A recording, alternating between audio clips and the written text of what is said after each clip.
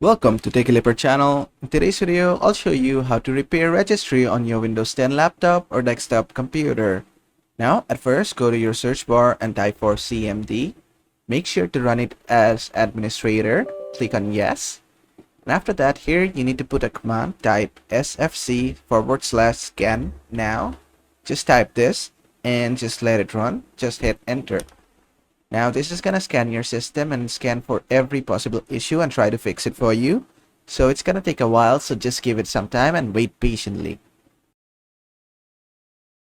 Okay, after that has been done, as you can see, it found some corrupted files and successfully repaired them for you. And now you can do another thing, which is type chkdsk. This is gonna basically check your disks. So just hit enter. And if it finds any faults in your disk, it's gonna try to fix it for you. Just give it some time.